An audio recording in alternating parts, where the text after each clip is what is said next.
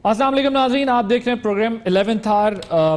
आज वज़ीर-ए-आज़म इमरान खान ने गैर रस्मी गुफ्तगू की सहाफ़ियों से गुफ्तगू में उन्होंने कहा कि पीपल्स पार्टी ने जो जाली बैंक अकाउंट्स के ज़रिए अरबों डॉलर्स की मनी लॉन्ड्रिंग की है उसकी वजह से वो परेशान है। वो ये कहते हैं बिलावल भी इसीलिए रो रहे हैं क्योंकि उनको पता है कि ये सब कुछ हुआ है। दूसरी जानिब मियाँ साहब की सेहत से मुताल्लिक भी मुस्लिम लीग नवाज की जानिब से भी बयानात वो जारी रहे। उन्होंने कहा कि हुकूमत संजीदा नहीं है। शहबाज गिल साहब तर्जुमान पंजाब हुकूमत, उनका ट्विटर अकाउंट बंद हो गया। उन्होंने मरियम नवाज साहिबा का कहा कि उन्होंने किया है। शहबाज गिल साहब ने कहा उनकी उस पर ये हुआ है, मेरा काम है बताना, पंजाब हुकूमत का मैं तर्जुमान हूँ, बताऊँगा, इन्फॉर्म करूँगा। ये भी ज़ाहिर है बहस जारी है। कल मियाँ साहब केस से मुताल्लिक समात भी है, उनको देखना है कि कल क्या होता है फैसला। आगे होने क्या जा रहा है। तनकीद की है वज़ीर आज़म कन्विंस लग रहे हैं कि जो केसेस चल रहे हैं नैब के अंदर उसमें 100% उनको यकीन है कि ये पीपल्स पार्टी या नवाज लीग के खिलाफ जो केसेस चल रहे हैं। उन्होंने कहा भी था कि जो बड़े मगरमच्छ हैं, बड़े लोग हैं, उनको पकड़ा जाए, छोटों पे नैब इतनी तवज्जो ना दे। वो कन्विंस दिखाई दे रहे हैं। ऑपोजिशन लॉन्ग मार्च की तैयारी, ट्रेन मार्च की तैयारी कर रही है। तमाम मामला पर बात करने के लिए हमने दावत दी है। हमारे साथ स्टूडियो में मौजूद है नाज बलोच साहब, पाकिस्तान पीपल्स पार्टी के रहनुमा। शुक्रिया नाज साहब आपका।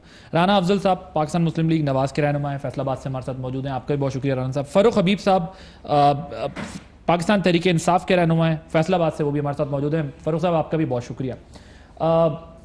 सबसे पहले मैं फारूक साहब आपसे शुरू करता हूं, ये बताइएगा वजीर आजम को यकीन है कि ये जो केसेस चल रहे हैं उसमें 100% जो है वो पीपल्स पार्टी मुलव्विस है और जाली अकाउंट्स के जरिए काम किया गया है, 100% श्योर है वजीर आजम? देखें, बात यह है कि जब भी बात की जाती है तो हकाइक के ऊपर बात की जाती है और आपके इल्म में है कि ज्वाइंट इन्वेस्टिगेशन टीम की जो है वो रिपोर्ट सुप्रीम कोर्ट के ऊपर जो है वो सबमिट हुई है और पाकिस्तान की आला अदलिया ने उसका जायज़ा लेते हुए तो वो केस जो है वो नैब को रेफ़र किया है। अब यकीनन जो है वो नैब उसके ऊपर अपनी कार्रवाई को आगे बढ़ा रहा है, जिसकी वजह से आपने देखा है कि किस तरीके से जो है वो इदारों के ऊपर चढ़ाई की जा रही है, इदारों को बुरा भला कहा जा रहा है। किसी सूरत जो है वो उनको कभी कहा जाता है कि केसेस जो है वो कराची से इस्लामाबाद क्यों शिफ्ट किए गए हैं, कभी कहा जाता है कि जो है वो इदारे किसी के साथ मिलकर हमारे खिलाफ जो है वो कार्रवाई कर रहे हैं। इस किस्म का जो है वो एक नैरेटिव क्रिएट करने की कोशिश। नैरेटिव तो क्रिएट कर रहे हैं वो ऑपोजिशन का नैरेटिव क्रिएट करना अपनी जगह, ये बात ठीक है, वो अपने डिफेंस में जो कुछ भी बात कर रहे हैं, लेकिन आप लोग कन्विंस हैं कि 100% ये केसेस ठीक हैं और पीपल्स पार्टी मुलव्विस है या जरदारी साहब जाली अकाउंट्स मुलव्विस हैं? देखें बात यह है कि जो जाली अकाउंट्स हैं, ये अनवर मजीद हैं या ओमनी ग्रुप है, उनका तो मीडिया के ऊपर जरदारी साहब उनके साथ जो उनका ताल्लुक है उसको वो खुद एक्सेप्ट कर चुके हैं। ये कोई ढकी छुपी चीज़ें तो नहीं है जिससे जो है वो किसी को यकीन ना हो। मामला ये है कि चीज़ों को तो फिर कोर्ट ऑफ लॉ के तौर के ऊपर देखना है। अब नैब इसके ऊपर तहकीकात कर रहा है, नैब इसके ऊपर रेफरेंस दायर करेगा, एहतसाब अदालत को जो है वो इसके ऊपर फैसला करना होगा। लेकिन यकीनन मेरा पीपल्स पार्टी को, बिलावल साहब को अपने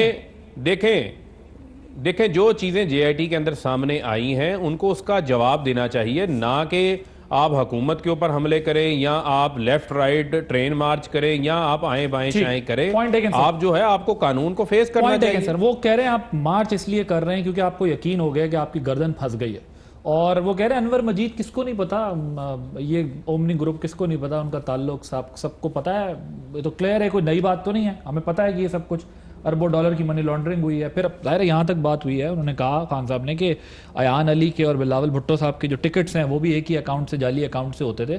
तो हुकूमत तो कन्विंस है 100% कि आप लोगों के खिलाफ जो हो रहा है वो ठीक हो रहा है बिल्कुल, और आप बाहर इसलिए अब निकले हैं कि फंस गए हैं पूरी तरीके से। बिस्मिल्लाहिर्रहमानिर्रहीम। देखिए, पहली बात तो ये है कि हुकूमत जो है वो अदालतों के बाहर अपनी अदालत लगाना चाह रही है, नैब के बाहर अपना एक और नैब का वर्जन देने के लिए जिस किस्म की बयानबाजियाँ हो रही हैं वो भी आप देख रहे हैं। और साथ ही एक ऐसी मुझे अफसोस इस बात का है कि एक ऐसी पॉलिटिकल पार्टी जिसने खुद 126 दिन धरना किया, पूरा कैपिटल ब्लॉक रखा और धरना किया, डेमोन्स्ट्रेट किया और ये तरीक़ाकार औरों को बताया कि जी जमहूरियत में ये होता है, अच्छी बात है। मैं खुद उस वक्त उस पार्टी का हिस्सा थी। कहते हैं हमने, इमरान खान कहते हैं कि हमने अवाम के हुकूक के लिए किया, करप्शन बचाने छुपाने के लिए। मैं गुजारिश कर दूं उसके 126 दिन चाइना का प्रेसिडेंट आया, जो कुछ हुआ, बहरहाल PTI धरना अपना देती रही। वो उनका जमहूरी हक था।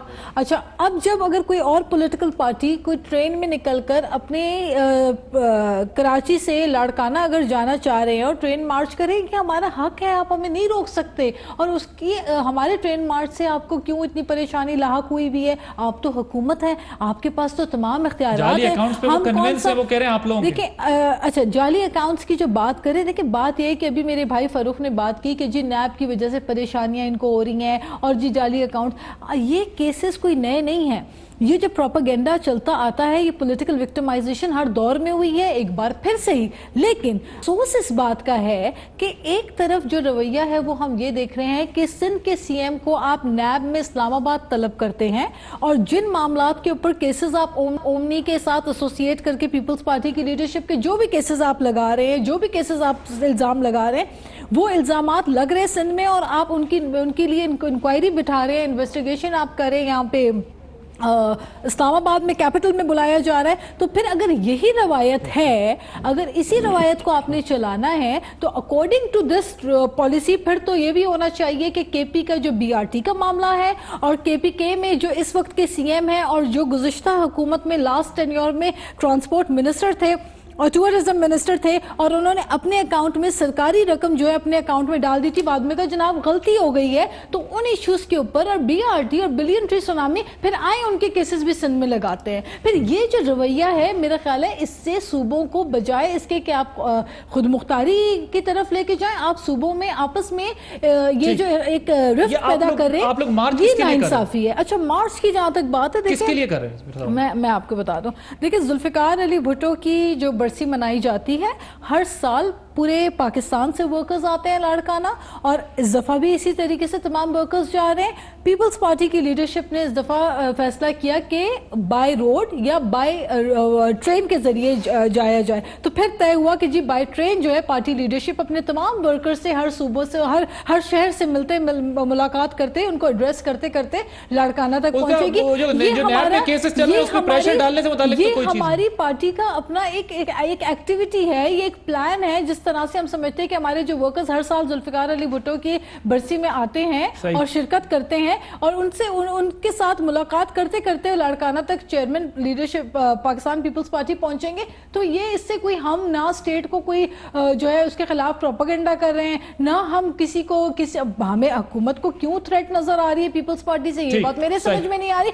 फोकस जो है हुकूमत का इस वक्त होना चाहिए मईशत के ऊपर, अपनी कारकर्दगी परफॉर्मेंस के ऊपर। कि वो 4 अप्रैल बरसी की वजह से कर रहे हैं, खुर्शीद शाह साहब कह रहे हैं हम महंगाई बेरोजगारी की 1 करोड़ नौकरियां दिलवाने के इस वजह से कर रहे हैं। तीसरा कोई कह रहा है कि भाई इसलिए कर रहे हैं कि केसेस चल रहे हैं। मैं आपकी तरफ दोबारा आता हूं, ये सारे इश्यूज तो बहरहाल है, जहां जहां जाएंगे वर्कर्स को एड्रेस करेंगे, ये बातें तो होंगी। बदकिस्मती यही है ना कि ऑपोजिशन बजाय अवामी मसाइल पे शोर मचाने के अपने केसेस पे शोर मचा रही है, और हुकूमत बजाय अवामी मसाइल हल करने के तवज्जो इन चीजों के ऊपर लगा रही है, जो कि इदारों का काम है एहतसाब करना, बजाय आवाम को रिलीफ देना। आता आपकी तरफ दोबारा होगी तो आवाज तो उठेगी ना। नहीं, मगर बात ये ना सूबे के सीएम को एम्बैरस करने के लिए यहाँ पे बुलाएंगे। मुझे बताइएगा, राना साहब वो कहते हैं, खान साहब कहते हैं किस कानून के तहत मियां साहब को बाहर इलाज करवाएं भाई?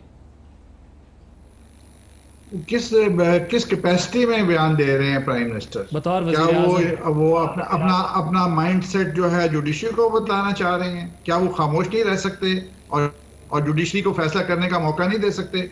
उनको इतना बोलने की क्या जरूरत है? जी, वो जवाब तो इनकी पार्टी के तर्जुमान देंगे, लेकिन वो कन्विंस है सर। वो कहते हैं कि इन्होंने मुल्क को लूटा है सबने मिलके, इनको कैसे जाने दिया जा सकता है, या फिर इनकी बात किस तरह मानी जा सकती है जिसकी वजह से आज मुल्क इन हालात को पहुंचा है? जो उनका मुल्क को लूटने वाली बात है, उन्होंने क्या पकड़ा है 7 महीने के अंदर? 5 साल हमारे साथ रहे, 14 साल के बाद हमारी 1999 की बगावत के बाद 14 साल के बाद हुकूमत बनी। 5 साल ये उस हुकूमत के अंदर असेंबलियों में बैठे रहे, सारी कमेटियों में बैठे रहे, क्या पकड़ लिया इन्होंने? और फिर 7 महीने से इनकी हुकूमत है, अब इन्होंने कौन सी चोरी पकड़ ली है? ये सिर्फ अपनी नाअहली को छुपाने के लिए चोर सिपाही खेल रहे हैं, और जो इन्होंने बेड़ा गर्क किया पाकिस्तान की मईशत का, हर पैमाने के ऊपर इन्होंने पाकिस्तान को तबाह किया। और वो चोर चोर चोर के अंदर हम भूल जाते हैं कि पाकिस्तान के अंदर क्या हो रहा है। डबल डिजिट इन्फ्लेशन हो गई है, बैंकों के कर्जे दुगने हो गए हैं, खुद ये इंटीरियर मिनिस्टर हैं, आप मुझे बताएं मौलाना समीउल हक का मर्डर ढूंढ लिया इन्होंने, एसपी दावर का मर्डर ढूंढ लिया इन्होंने, साहिवाल का जो इंसिडेंट था उसको दबा दिया, भूल जाए अवाम किस तरह सड़क पे गोलियां सर। मगर मारते हैं। ये इसका जवाब तो फारूक हबीब साहब देंगे। जरा मुझे ये बताइएगा कि वो कहते हैं किस कानून के तहत हम जो है बाहर भेज दें, और क्या तमाम जो लोग अपने जेल में सजा काट रहे हैं उनको क्या बाहर भेज दिया जाए उनके इलाज के लिए सबको? देखिए इमरान खान साहब कानून के माहिर तो नहीं है, किसी चीज के भी माहिर नहीं है, ये छोड़ दें अदलिया के ऊपर, वो अगर जाने देंगे ठीक है, नहीं जाने देंगे तब भी ठीक है। इनसे कौन मांग रहा है? हम अदलिया के पास गए हैं, अदलिया नहीं देगी नहीं देगी, कोई बात नहीं। ओके ठीक। फारूक हबीब साहब वो कह रहे हैं कि भाई किस कानून, वो कह रहे हैं कि आप क्यों अदालतों पर असरअंदाज हो रहे हैं, लेट द कोर्ट डिसाइडेड कि वहां रिलीफ मिलता है या नहीं मिलता, और आप किस तरह रिलीफ देखें बात यह है कि इनको अगर अपना बयानिया भी समझना चाहिए। जो ये बयान करती हैं, कहते हैं जी कि मियाँ साहब को अगर कुछ हुआ तो हुकूमत जिम्मेदार होगी, मियाँ साहब को अगर कुछ हुआ तो इमरान खान जिम्मेदार होंगे। भाई मियाँ साहब को जो है वो इमरान खान ने जेल में नहीं डाला, वज़ीर आज़म इमरान खान ने जेल में नहीं डाला, वो जुडिशल लॉकअप के अंदर हैं, उनको एहतसाब अदालत ने जो है वो सज़ा दी है, और अब उनको बाहर निकालना या उनकी ज़मानत के हवाले से या मुल्क से बाहर जाने का भी जो मामला है उसका फैसला भी अदालत ने करना है। जब ये इस किस्म का बयानिया इस्तेमाल करते हैं आए रोज़ जो है वो हुकूमत इनको बल्कि फैसिलिटेट कर रही है। हुकूमत जो है इनके लिए बोर्ड्स भी बनाए हैं, बीमारी को आइडेंटिफाई भी किया है, इनको जो मौजूदा अवेलेबल ऑप्शंस हैं हॉस्पिटल्स के वहाँ का भी इनको कहा है, वहाँ पर जाकर ये इलाज करवाने को तैयार नहीं है। जिन हॉस्पिटल्स के ऊपर ये क्रेडिट लेते रहे कि हमने अस्पताल ठीक कर दिए हैं, आज उन्हीं अस्पतालों के ऊपर इनको एतबार नहीं है इलाज करवाने के हवाले से, और ये बाहर जाकर जो है वो इलाज करवाना चाहते हैं। अगर अदालतें इनको बाहर जाने की इजाज़त देती हैं तो बिल्कुल जाएं, हमें कोई एतराज़ नहीं है, लेकिन उस पर यह कहना मलाइन करना हुकूमत को, उसके ऊपर हमें एतराज़ है जब ये बात करते हैं। आपको एतराज़ कैसे नहीं है सर? मुझे ये बताएं कि कल अगर इनको रिलीफ मिल जाता है किसी तरह तो आप ईसीएल से नाम हटा देंगे? देखें उसके ऊपर भी देखें अदालती हुक्मनामा जो है वो भी देखना पड़ेगा। नहीं अदालत अभी ईसीएल से मुताल्लिक तो नहीं फैसला देगी ना, अदालत तो देगी अभी फैसला इनको जमानत देनी है नहीं देनी। देखें फिर गुजारिश सुन लेना, उसके बाद भी तो प्रोसेस है ना, ईसीएल से भी नाम बाहर निकालने का भी एक प्रोसेस है, उसके ऊपर भी जो है वो इनको अप्लाई करना पड़ेगा। हमजा शहबाज कोर्ट ही जाएंगे ना, करके गए नहीं, फिर ये कोर्ट जाएंगे, आप तो नहीं देंगे ना ये रिलीफ। देखें कहने का मकसद ये है कि हम तो जो कानून है उसके मुताबिक मामले को जो है वो देखेंगे, उसको जांचेंगे, उसका जायजा लेंगे, लेकिन अभी मफरूजों के ऊपर बात तो नहीं, एक प्रोसेस है ना, ईसीएल से नाम बाहर निकालने का एक प्रोसेस है। हुकूमत का इख्तियार है, अगर चाहेगी निकाल लेगी, नहीं चाहेगी नहीं निकालेगी। देखें एक प्रोसेस है, एक ड्यू प्रोसेस को फॉलो करना पड़ता है, कैबिनेट के अंदर जाता है और उसका इख्तियार है। अगर कोर्ट कोई इस किस्म की जो है वो हदायत देती है तो भाईजान मैं आपसे ये कह रहा हूं कि खान साहब तो कन्विंस है ना, मेरी बात सुने, खान साहब तो कन्विंस हैं कि भाई इन्होंने मुल्क लूटा है, क्या 1.5 लाख बंदा जो कैद है उनका भी इलाज बाहर करवाएं, उनको भी बाहर भेजें, वो तो कन्विंस है, वो कहते हैं भाई बनता नहीं है इनका ये डिमांड। आदिल अब्बासी साहब आप सिर्फ खान साहब की बात ना करें, पाकिस्तान की अवाम कन्विंस्ड है, पाकिस्तान के लोग ये समझते हैं कि उन्होंने मुल्क को लूटा है। फारूक हबीब साहब मैं अर्ज कर रहा हूं कि मैं इससे तो इख्तिलाफ नहीं कर रहा कि पाकिस्तान के जो वजीद कैदी हैं उनको भी बाहर भेजना चाहिए, फैसला है। मैं आपसे कह रहा हूं कि खान साहब ने जो कहा है वो बात कर रहा हूं आपसे। मैं तो ये भी कहता हूं कि जो कैदी बाहर जो अदालतों के जो जेल के अंदर कैदी मौजूद हैं, सजा काट रहे हैं, उनको भी आप बाहर नहीं भेज सकते, बल्कि उनको भी इस किस्म की सहूलियात मिलनी चाहिए। ओके सर मुझे ये बताइएगा राणा साहब के तौर के ऊपर जो है वो ट्रीट करना चाहिए। आपकी बात समझिए, आप कह रहे हैं फिर कानून देखा जाएगा, लेकिन माइंड इस वक्त गवर्नमेंट का क्लियर है कि भाई बाहर इनको स्पेशली नहीं भेजा जा सकता, और भी कई कैदी हैं जो जेल में पड़े हुए, तो इसका मतलब अगर बात ईसीएल पे गई तो फिर ऐसी ना ही समझिए। राणा साहब मुझे ये बताएं, ये वजीर आजम साबिक वजीर आजम रहे मियाँ साहब, ये बात जो मुतालबा पीटीआई या हुकूमत कर रही है कि जी कोई एक अस्पताल आपने ऐसा नहीं बनाया जहां आप अपना इलाज करा लें, और अगर हम ये मान भी लें चलें ठीक है कि उनके डॉक्टर बाहर हैं तो उनके मुआलिज पाकिस्तान बुला लें। सर अल्हम्दुलिल्लाह पैसा तो बहुत है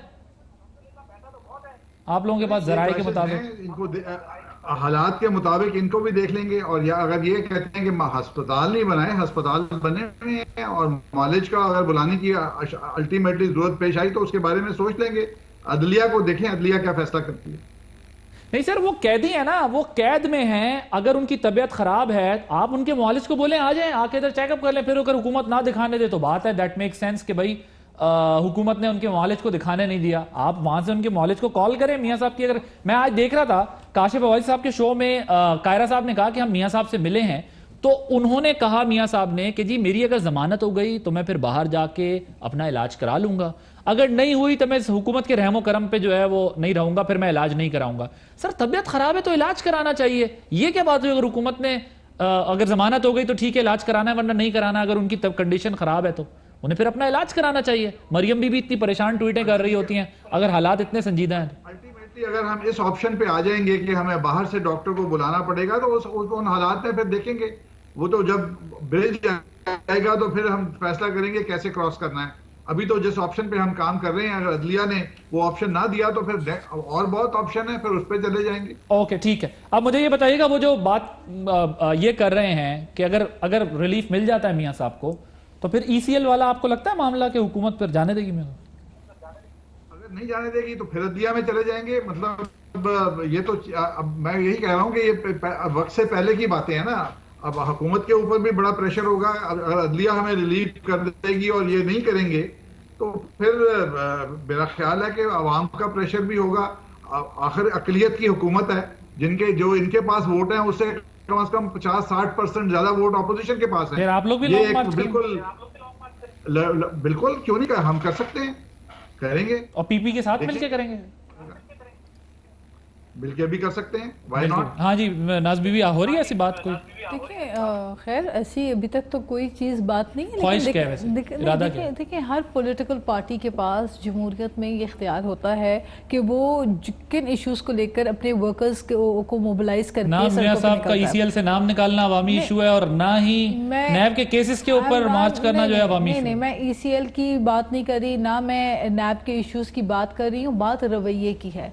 जब नाइंसाफी होती है, जब ज्यादती होती है, किसी पॉलिटिकल पार्टी के वर्कर्स समझते हैं कि उनकी लीडरशिप के साथ नाइंसाफी हो रही है, इंतकाम लिया जा रहा है, इंतकामी कार्रवाइयां हो रही हैं, तो हर दौर में वर्कर्स अपने लीडरशिप के साथ निकले हैं। और पीपल्स पार्टी के तो वर्कर्स हर दौर में हमेशा निकले हैं। आपने देखा कि जब मोहतरमा बेनजीर भुट्टो के साथ सियासी इंतकामी कार्रवाइयां, जब मोहतरमा बेनजीर भुट्टो साहिबा के साथ हो रही थी इंतकामी कार्रवाइयां, वर्कर्स निकला करते थे। जरदारी साहब के साथ ज्यादती हो रही है। देखें बात जरदारी साहब की या किसी एक शख्स की नहीं है, बात ये है अभी बिलावल साहब ने उस दिन जो तकरीर की है गुस्से में आके, वो तो यही जो प्रेस कॉन्फ्रेंस की है उसमें तो गुस्से में आके उन्होंने यही कहा है ना कि हमारे ऊपर जो केसेस चला रहे हैं हमारे ऊपर। एक बात बताइए, एक तरफ जरदारी साहब के ऊपर मामलात चला रहे हैं, फिर बिलावल भुट्टो के 15,000 रुपए ब्रेकफास्ट के ऊपर जो है पूछगछ और इंक्वायरियां बिठाई जा रही हैं, फिर उसके बाद जो है सिंध के स्पीकर को उठा के उनको गिरफ्तार कर दिया गया जिस अंदाज में, फिर पे दर पे उसके बाद उससे भी चले जी हुकूमत मैं समझती हूँ कि फिर उसके बाद जो है सीएम सिंध को इस्लामाबाद में तलब कर दिया गया। ये फिर केस जो है सिंध से उठा के इस्लामाबाद में लगा देना, ये सारी चीजें जो है ये एक अच्छा मैसेज कन्वे नहीं देती हैं सूबों को। अगर यही रवैया रहा, दूसरी तरफ मैं आता हूं आपकी तरफ। देखिए ना, आपने ये कहा बेसिकली आप पूरा एक केस बिल्ड किया, आपने सिर्फ जरदारी साहब ने आपने कहा कि सबके साथ ये एक ट्रेंड चल रहा है, आपके ख्याल में सिंध हुकूमत के खिलाफ ये सारा केस बिल्ड किया जा रहा है, ट्रेंड चल रहा है, एक रवैया चल रहा है सबके सामने। आदिल ये ट्रेन मार्च करें, क्विक मार्च करें, लेफ्ट मार्च करें, राइट मार्च करें, आवाम से इनका कोई लेना देना नहीं। पहली बात ये है। दूसरा इशू ये है कि इनको ट्रेन के अंदर हम चाय बिस्किट हर चीज़ फराहम करेंगे, ये बहुत शौक से करें। तीसरा मामला ये है कि जब ये नैब का दायरा कार चैलेंज करते हैं, जब ये सिंध की बात करते हैं, भाई नैब का दायरा कार पूरा पाकिस्तान है, कानून उन्हें इजाजत देता है। अगर कानून उन्हें इजाजत देता है तो वो कहीं भी बुला सकते हैं। आपने तो इस्लामाबाद में भी धरना दिया, अगर सिंध में होता तो सिंध के सारे पटवारी, सारे सरकारी मुलाजमीन ले जाकर आपने धरना देना था। आगा सराज दुरानी के घर नैब गई है, गो के उनका जो वर्जन आया कि नैब ने हमारे साथ फैमिली के साथ, उसके साथ हम नहीं हैं, लेकिन उसके बाद भी पूरी काबीना वजीर आला समेत जाके धरना दे के बैठ गए थे। तो मामला यह है कि इदारों को काम करने दें, कानून को अपना रास्ता इख्तियार करने दें, उनको फैसला करने दें। आप क्यों सियासी दबाव का शिकार करना चाहते हैं? ब्रेक लेनी है, ब्रेक के बाद क्विकली दीजिएगा, अगर क्विकली देना चाहती हूं। मैं सिर्फ ये ऐड करना चाह रही हूं कि आपके सामने असद मुनीर साहब एक लेटर लिखकर नैब के खिलाफ उन्होंने लेटर लिखा जिस बेसिस के ऊपर इन्वेस्टिगेशन होनी चाहिए, वही नैब कह रहा है कि जी इन्वेस्टिगेशन हम खुद ही करेंगे। अब मुझे बताएं इससे ज्यादा क्या लोग इंसाफ के लिए। चेयरमैन नैब ने नोटिस लिया वगैरह, हम खुद इसकी तहकीकात करेंगे। ब्रेक लेते हैं, ब्रेक के बाद बात करेंगे। जी वेलकम बैक। ब्रेक से पहले नाज साहब आपको बात करना चाह रहे हैं। उन्होंने फारूक हबीब साहब ने जो आपकी पार्टी के ऊपर उन्होंने कहा कि भाई ये सबसे बड़ी चीज़ तो देखें, आप खुद भी ये तस्लीम कर रही हैं। मैं अगर आपको सुनवाता हूँ, आप कह रही हैं कि ये मार्च इसलिए नहीं है, मार्च इसलिए है कि बरसी की वजह से भुट्टो साहब की। जरा सुनवाइएगा कि खुर्शीद शाह साहब बात की थी। एहतजाज रोडी से शुरू होगा, फिर पिंडी तक जाएगा। जब तक इस मुल्क से महंगाई जो तबाही है इससे नहीं बचाया जाएगा इस मुल्क को, जब तक अपनी कमिटमेंट जो उसने दी है 1 करोड़ लोगों को रोजगार, हम उसको मजबूर करेंगे इस मुल्क के बच्चों को रोजगार, क्यों या वो इस्तीफा दे दे चला जाए। तो वो लोग हैं चौधरी साहब, जब हमारी हुकूमत थे तो हमारे वो स्पोक्समैन से ज़्यादा वफादार थे, कुर्बान जाते थे, घुटनों पे हाथ रख के मिलते थे। इसमें कौन सी बात उन्होंने अभी कही है? आप कह रही हैं बरसी के लिए, वो कह रहे हैं रोडी से पिंडी तक जाएगी, नौकरियां दिलवाएंगे, ठीक ठाक इस्तीफा तक देना पड़ जाएगा इमरान खान साहब। देखिए हाँ, ये जो बात कही गई है, जो खुर्शीद शाह साहब ने बात कही है, वो बिल्कुल दुरुस्त कह रहे हैं कि 50 लाख घरों का वादा, 1 करोड़ नौकरियों को वादा करने वाली हुकूमत नहीं। तो उन्होंने कहा कि वी कैन डू दैट, हम फ्यूचर में डेफिनेटली क्यों नहीं कर सकते, मुल्क गिर मार्च भी कर सकते हैं। देखिए किसी पॉलिटिकल पार्टी को आप रोक नहीं सकते अपने अवाम के साथ उन इश्यूज के ऊपर बात करने के लिए जो अवामी इश्यूज हैं। महंगाई इस वक्त इशू है, इस वक्त बेरोजगारी इशू है, इस वक्त हमारे पास इन्फ्लेशन जो है वो इशू, 145% गैस के नरखों में इजाफा इशू है, तेल की कीमतों में इजाफा, नोट आप छाप रहे हैं इशू है, 4000 अरब सर्कुलर डेट, ये इश्यूज हैं, मुल्क खसारे के अंदर है, माशी बहरान है, ये इश्यूज हैं। इन मसाइल के ऊपर हर पॉलिटिकल पार्टी जो समझती है, जिसने वर्कर्स को, बिकॉज देखिए पॉलिटिकल पार्टीज हम उसका वन लाइनर जवाब देते हैं, कहते हैं ये माजी की 30 साल की हुकूमतों का नतीजा। देखिए बहुत आसान है ये कह देना, एक बीआरटी तो इनसे बनती नहीं, 40 अरब के ऊपर स्टार्ट होने वाली बीआरटी जो है वो 100 अरब को पहुंच गई है। स्कैम दर स्कैम की नजर हो रही है। बिलियन ट्री सुनामी के ऊपर गवर्नमेंट ने कहा 29 अरब से ऊपर नहीं गई। जी 29 अरब तो जाए तो सही ना, कहीं सड़क तो निकले, कुछ काम हो नहीं रहा। बीआरटी की वजह से पूरा शहर मफलूज हुआ है, वो स्कैम की नजर हो चुका है। फिर आपका बिलियन ट्री सुनामी के इश्यूज हैं, आपके कई सारे मालम जबा वाले इश्यूज हैं। हम किसी इशू पे नहीं देखते कि नायब इस तरह से हरकत में आए और इनके ऊपर जो है इनके ऊपर गिरफ्त हो रही हो। आपके ख्याल में सिंगल आउट देखिए एक तो बात, एक पॉलिटिकल पार्टी जो कि आपके सामने बिल्कुल क्लियरली हमने कहा कि हर अच्छी चीज पे जो अच्छा काम करेंगे तो आप कदम बढ़ाइए, हम आपके साथ हैं। लेकिन जब आप महंगाई करेंगे तो पीपल्स पार्टी आवाज उठाएगी, जब आप बेरोजगारी करेंगे पीपल्स पार्टी आवाज उठाएगी, जब आप एक पॉलिटिकल पार्टी की विच हंटिंग करेंगे तो वो पॉलिटिकल पार्टी के वर्कर्स सड़कों पर निकलेंगे, ऐसा क्या हुआ है कि आपने बिलावल भुट्टो साहब ने पार्लियामेंट में खड़े होकर कहा 5 साल देंगे इस हुकूमत को, जरदारी साहब ने कहा 5 साल देंगे इस हुकूमत को। अब इस नौबत पे आ गई ये बात कि हुकूमत धड़क तख्ता हो जाएगी, हम चाहे गिरा देंगे, नंबर छोटा है। आपको बात बताऊं, खुर्शीद शाह साहब कह रहे हैं वहां जाएंगे, इस्तीफा लेंगे, ऐसा क्या हुआ है? लग तो रहा है कि ये हुकूमत खुद 5 साल अपने पूरे नहीं करना चाह रही है। आप फवाद चौधरी के स्टेटमेंट्स निकाल के देख लें, आप जो वजीर है रेलवे के उन मौसूफ के स्टेटमेंट्स निकाल के देख लें, ये रवैये ऐसे नहीं होते। आपको लगता है कि खुद ही पूरा नहीं करेंगे? आप तो नहीं गिरा रहे ना। जहां आप वेस्ट की मिसालें देते थे, मैं आपको थोड़ी देर पहले जो मैंने आपको थोड़ी देर पहले जो जिक्र किया कि इज दिस द वे कि जिस असद मुनीर ने नैब के खिलाफ लेटर लिखा और दुनिया से वो शख्स चला गया, इसी वजह से मैंने राम साहब की तरफ जाना है, उन्हीं की इन्वेस्टिगेशन नैब चेयरमैन कह रहे हैं कि हम खुद करेंगे। मतलब इंतहा होती है थोड़ी सी। और फिर इसी तरह पीपल्स पार्टी का अगर आप देख लें तो Bashir Memon, who doesn't knows कि पीपल्स पार्टी के मुखालिफ रहे। आप पीपल्स पार्टी की मुखालफत करने वाले लोगों को जेआईटी का मेंबर बनाते हैं और वो इन्वेस्टिगेशन करेंगे। नून लीग के दौर में ये पॉइंट हुए थे ना, और नाज सुन तो लेना, बशीर मेमन साहब नून लीग के दौर में अपॉइंट हुए थे, उन्हीं को जाके बिलावल साहब मिल के आए, नवाज शरीफ साहब को उनका शुक्रिया अदा करके आए हैं कि उन्होंने एफआईए में बशीर मेमन को लगाया था। देखिए बात को समझने की ज़रूरत है कि पीपल्स पार्टी इस टाइम जो है वो जरदारी बचाओ मुहिम के ऊपर निकली है। इनका आवाम से कोई लेना देना नहीं है।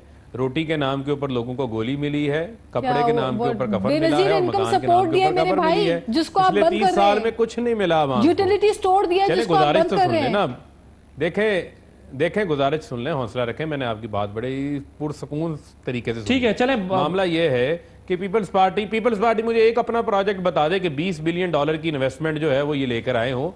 आज दुनिया पाकिस्तान की तरफ देख रही है, आ रहे हैं। पाकिस्तान एक इन्वेस्टमेंट हब बनने जा रहा है। इकोनॉमिक अपराइज पाकिस्तान का जो है वो शुरू होने वाला है। एक दुरुस्त सिमत की तरफ पाकिस्तान को ले गए हैं और मैं ये समझता हूं कि उसके ऊपर इस किस्म की बातें करना कि भारतीय जहाज आएंगे और आकर यहाँ पर आके पाकिस्तान की सालमियत को चैलेंज करेंगे, तो पाकिस्तान ने तो ऑलरेडी जवाब दिया, जो 2 जहाज उनके गुजारे हैं। तो बिलावल नाज बहुत समझदार हैं और यकीनन बिलावल इनकी बात सुनेंगे, उनको अच्छे मशवरे दें, उनको समझाएं। वो लोग जो उनको उकसा रहे हैं महाजराई की तरफ इस किस्म के बयानात के ऊपर, उनको उनकी तरफ उनसे गुरेज करें और नाज जैसे यंगस्टर्स के मशवरे सुने, मैं ये समझता हूँ। और बात यह है कि पीपल्स पार्टी का जो मसला है वो इनका अवाम तो कभी इशू रहा ही नहीं। इदारों को इन्होंने तबाह किया, पाकिस्तान की स्टील मिल को तबाह किया, इदारों के ऊपर मनपसंद लोगों को लाके बैठाते रहे, स्कैम्स दर स्कैम जो है वो इनके हैं, करप्शन की गजब कहानियां इनके दौर में मुतारफ हुई हैं। मिस्टर 10% से 90% आसिफ अली जरदारी पहचाने जाते हैं पूरी दुनिया में। तो मामला ये है कि हौसला रखें, कानून को फेस करें, नैब को फेस करें, हौसला रखें। नहीं, मैं राणा साहब की तरफ जाना आता हूं, आपके पास कहते हैं कि हमारी बड़ी लंबी जिद्दोजहद है। मैंने आपकी तरफ एक मिनट मैंने आपकी तरफ आना। राणा साहब शरीफ आदमी है, बेचारे बड़े खामोश बैठे हैं। राणा साहब मुझे ये बताइएगा, वजीर आजम कहते हैं कि जी बिजली महंगी बना रहे हैं, प्रोडक्शन महंगी हो रही है, सस्ती बेच रहे हैं, गैस महंगी खरीदी है और महंगी खरीदने के बाद हमें वो सस्ती करनी पड़ रही है, आधी कीमत पे जो है वो हमें पब्लिक को पास ऑन करनी पड़ रही है। वो स्लैब्स पे तो ज़ाहिर है बहस हो गई, अभी उन्होंने रिव्यू किया है अपने डिसीजन को कैबिनेट ने। मुझे ये बताइएगा कि वाकई गैस आप लोगों ने इतनी महंगी खरीद ली है एलएनजी के हुकूमत के लिए, अब आगे गैस सस्ती करना मुश्किल हो गया है? अंग्रेजी का एक लफ्ज है कंपल्सिव लायर। ये इस तरह झूठ बोलते हैं वजीर आजम हमारे बदकिस्मती से कि मुझे बताएं कि 13 सेंट्स के ऊपर दुनिया का कौन सा मुल्क गैस ले रहा है? कोई एक से एक मुल्क मुझे बता दें कि 13% ऑफ द पेट्रोलियम प्राइस के ऊपर। और ब्लूमबर्ग की रिपोर्ट है कि इस वक्त तक, आज से 4 महीने पहले की रिपोर्ट है कि $600 मिलियन का पाकिस्तान को गैस की कीमत में फायदा हो चुका है। ये ब्लूमबर्ग की रिपोर्ट है, आपके अखबारों में शाया हो चुकी है। बिजली के जो यूनिट अब आ रहे हैं आपके, वो 7 से 8 सेंट वाले यूनिट है। जो आपके इससे पुराने यूनिट थे वो 17 से 24 सेंट्स तक थे।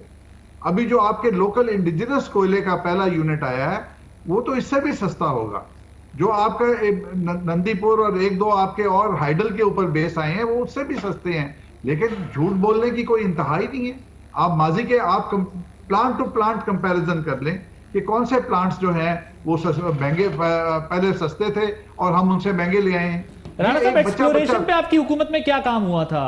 अगर हमने एलएनजी जब इंपोर्ट की थी उस पे क्या काम, पैरेलल क्या अरेंजमेंट्स थे एलएनजी के लिए? नहीं, मैं ओवरऑल गैस नेचुरल रिसोर्सेज की बात कर रहा हूं, उसके लिए हमने क्या काम किया माजी में? देखिए, पाकिस्तान के अंदर जो एक दहशतगर्दी की फजा थी उस पीरियड के अंदर आपके जो एक्सप्लोरेशन के एरियाज थे आप उन पे काम नहीं कर सके।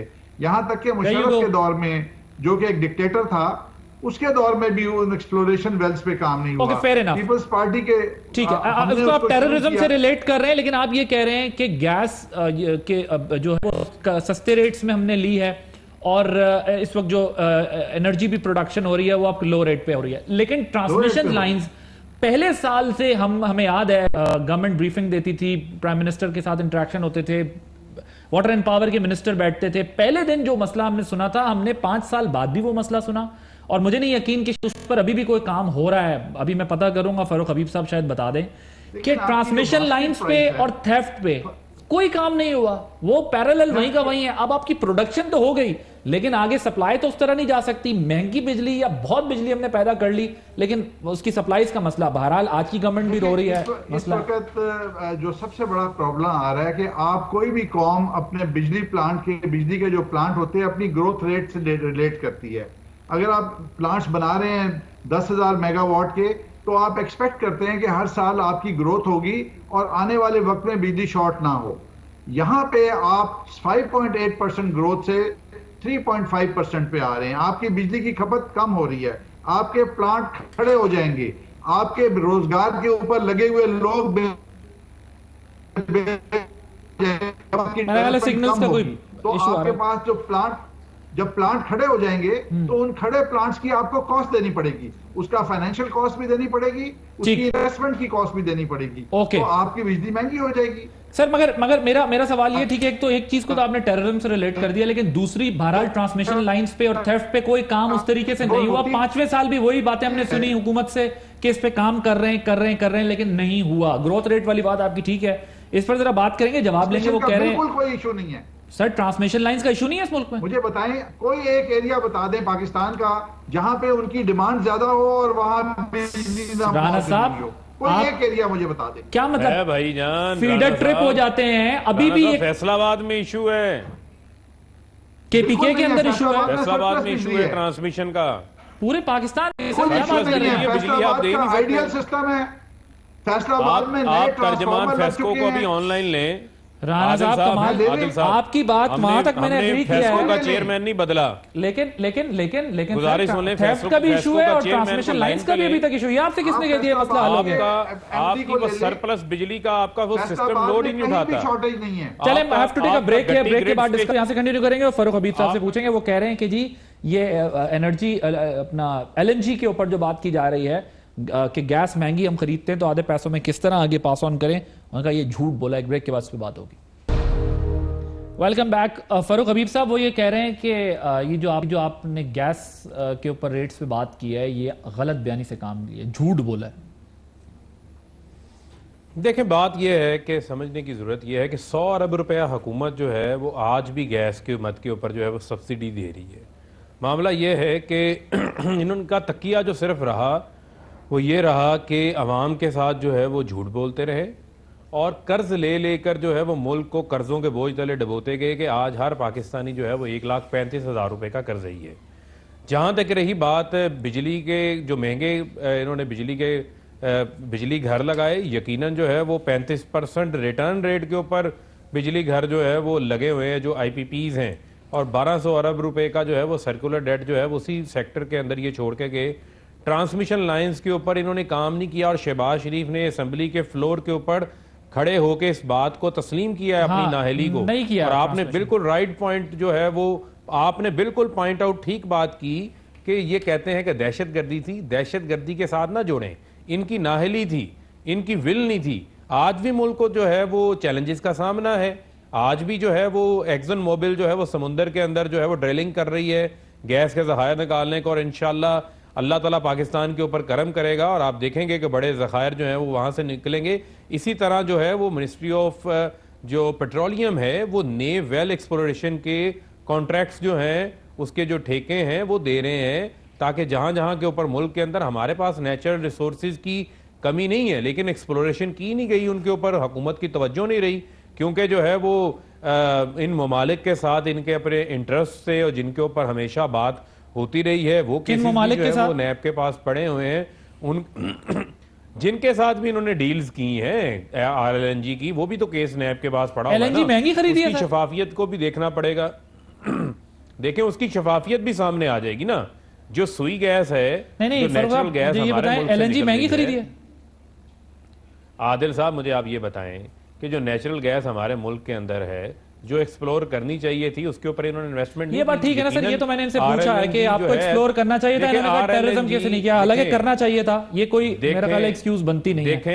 देखें वो इनकी नाअहली थी ना, इनकी नाअहलियों में से एक नाअहली वो भी पॉइंट टेकन सर। और बात ये है कि सुई गैस से बहुत महंगी है RLNG। आज पाकिस्तान के लोगों को नहीं पता कि घरों के अंदर हाउस होल्ड्स के अंदर सुई गैस नहीं दी जा रही, लोगों को RLNG दी जा रही है। ठीक है, महंगी ली है, महंगी ली है। इनकी हुकूमत में तो इनके हुकूमत में तो गैस के बिल अगर ज्यादा जाते थे तो बिल वापस नहीं होते थे। प्राइम मिनिस्टर को आम आदमी का एहसास है, उन्होंने कमेटी बनाई, करोड़ों रुपए के जो बिल हैं वो लोगों को वापस किए जा रहे हैं। लेकिन सर मुझे ये बताएं, मुझे ये बताएं फरूख साहब, मुझे ये बता दें, फरूख साहब मुझे ये बता दें, आपके वजीर पेट्रोलियम फरमा रहे हैं कि मैं तो इस मिनिस्ट्री के लिए तैयार ही नहीं था, फिर साथ में वो ये कह रहे हैं ये जो गैस के स्लैब का मसला था ये तो उसी वक्त लग रहा था कि इसमें कोई गड़बड़ हो जाएगी। सर ये क्या होमवर्क है? मतलब I was unable to understand this. National TV, he was saying this के लिए उन्होंने यही बात की, मैं यही बात करने लगी थी। देखें बड़ी पर्टिनेंट बात है कि हम उसको किसी मिनिस्टर्स की या उसकी बात के साथ ना अटैच करें। जो रियल इश्यूज हैं वो आपने महंगी गैस नहीं पेट्रोलियम का इशू है। भाईजान आपकी इलेक्ट्रिसिटी थेफ्ट भी है। पेट्रोलियम मिनिस्टर खुद एक सेकंड देखिए, मैं माफी चाहता हूं, फरूख साहब मैं माफी चाहता हूं यार, राजा परवेज अशरफ साहब का हम सब ने, मीडिया ने, ऑपोजिशन ने सत्यानाश कर दिया था। वजीर आजम बन गए थे, फिर भी उनसे ये कहते थे आपने कहा था 3 महीने में बिजली आ जाएगी। आप कह रहे हैं कि पेट्रोलियम मिनिस्टर की बात को इंपॉर्टेंस ना दी जाए। देखें, गुजारिश सुन ले, वो बिजली नहीं आ जाएगी जो राजा परवेज अशरफ साहब के जो नहीं, आप उनको, मैं आपको कह रहा हूं कि हमने उनको इस बयान पे किसी ने नहीं छोड़ा था, वजीरों से बात होती है चीजों के ऊपर। पशेमानी, आदिल साहब सुन ले, देखें, आपको किसी सूरत उसके ऊपर पशेमानी नहीं होनी चाहिए। आपने बिल्कुल जायज बात की थी। अगर आज भी आप कहीं बात करते हैं, किसी जगह के ऊपर कमजोरी होगी, यकीनन जो है वो उसको हम झुटलाएंगे। कोई पशेमानी नहीं है, वो तो हम आज तक कह रहे हैं कि पीपल्स पार्टी के दौर में भी उस पर इस तरह काम नहीं हुआ।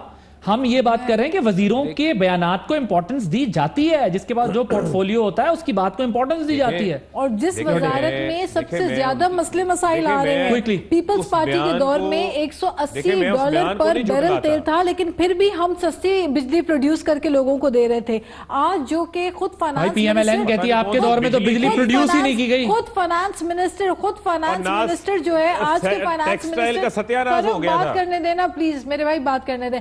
जो फाइनेंस मिनिस्टर है, आपको भूल गए। सबसे ज्यादा आपके फाइनेंस मिनिस्टर, जो आज के फाइनेंस मिनिस्टर है, कल तक ऑपोजिशन में शोर मचाते थे जब तेल की कीमतें कम होती थी, ये शोर मचाते थे कि टैक्स आप कम करें। आपने डबल टैक्स किया हुआ है, जो कि इंटरनेशनल रूल्स की खिलाफ वर्जी है। पूरी दुनिया में इस तरह नहीं होता। जो आपने तेल की कीमतों में इजाफा डबल करके रखा हुआ है, आवाम के ऊपर बोझ डाल रहे हैं। क्या हो गया असद उमर साहब की सोच को हुकूमत में आते ही? फिर आप पूछते हैं, आप कह रहे हैं जी पीपल्स पार्टी ने क्या रिलीफ दिया? हमने अवाम को सस्ती बिजली दी थी, हमने पाकिस्तान का आइन दिया था। आज जो न्यूक्लियर टेक्नोलॉजी, न्यूक्लियर पावर आप हैं, आज हम हैं, ये भी पीपल्स पार्टी की सोच है। चलिए इसके बाद आप देखिए माइक्रो फाइनेंसिंग आप देख लें। आज हम थर में एनर्जी प्रोड्यूस करके दे रहे हैं, थर में एनर्जी प्रोड्यूस। बाकी बातों से तो आपकी इत्तेफाक किया जा सकता है कि चलें आइन की बहाली और वो सब चीजें।